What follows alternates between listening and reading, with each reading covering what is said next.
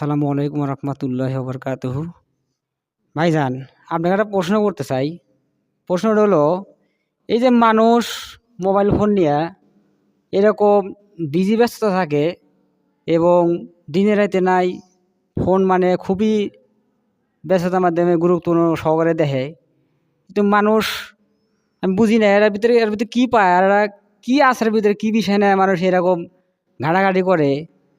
তো এরা এর থেকে বাঁচার উপায় কি? আর একটা কথা হলো, মানুষ হেদায়েতে কেন আসে না?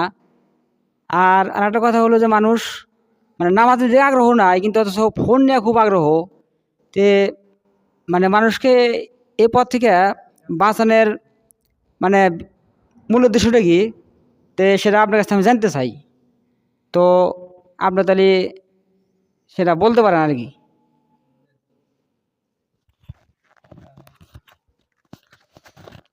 আসসালামু আলাইকুম। আমার ছোট্ট ভাই খুব সুন্দর একটা প্রশ্ন করছে। বর্তমান সময়ের জন্য মোবাইল ব্যবহার করা আসলে ক্ষতিকর বিষয়।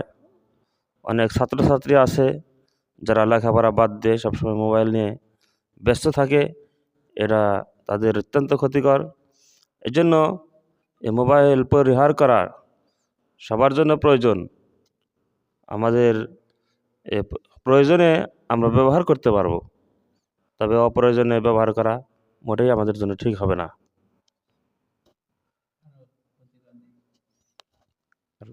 আর কোনটা তারপরে মোবাইল ফোন ব্যবহার করলে মানুষের অনেক ক্ষতি হয়, যেরকম চোখের ক্ষতি হয়, এরপরে কানের ক্ষতি হয়, ব্রেনের ক্ষতি হয়। এরকম মানুষের অনেক সময় নষ্ট হয় এবং মানুষ ফোন দেখতে দেখতে এক সময় তার নেশায় পরিণত হয়ে যায়। সে ভালো ভালো কাজ থেকে দূরে সরে থাকে, মিথ্যা কথা বলে। মোবাইলে একজন ফোন দিলে সাথে সাথে মিথ্যা কথা বলে দেয়। এজন্য এটা একটা মিথ্যা কথা বলার যন্ত্র হয়ে গেছে। এজন্য এই মোবাইল থেকে আমাদেরকে বিরত থাকতে হবে। যখন কোনো প্রয়োজন হয় তখন আমাদের ফোন ব্যবহার করতে হবে, প্রয়োজন ছাড়া ফোন ব্যবহার করা যাবে না। ভাইজান আর একটা প্রশ্ন করছে যে মানুষ হেদায়েতের পথে কি জন্য আসে না, মোবাইলের পিছনে সময় ব্যয় করে কিন্তু নামাজে আমলের মধ্যে সময় ব্যয় করতে চায় না। আসলে কথা আপনি সঠিক বলেছেন, প্রশ্নটা সঠিক। কারণ যখন একজন মানুষ মোবাইল ফোন ব্যবহার করে তখন বিভিন্ন ধরনের নাচ গান, অশ্লীল বেহায়াপনা অনেক কিছু দেখে। দেখার কারণে তার কলবটা মরে যায়।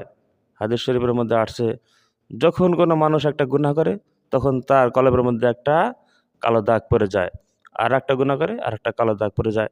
এরকম কালো দাগ পড়তে পড়তে তার অন্তর একদম কালো হয়ে যায়। তখন সে হেদায়েত থেকে দূরে সরে যায়। দিনের কথা, নামাজ রোজার কথা আর ভালো লাগে না। এই জন্য মানুষ আস্তে আস্তে দিন থেকে অনেক দূরে সরে যায়। আসসালামু আলাইকুম রহমতুল্লাহ। আমি ভাইজানকে প্রশ্ন করেছিলাম, ভাইজান প্রশ্নের উত্তর দিয়েছে। তবে প্রশ্ন সঠিকভাবে বলছে। আর আশা করি এতক্ষণ যারা আমার ভিডিওটি দেখলেন বা হয়তো লাইভ করবেন, এদের জন্য ধন্যবাদ, শুভেচ্ছা। এই বলে আমার কথা শেষ করতেছি। আসসালামু আলাইকুম রহমতুল্লাহ।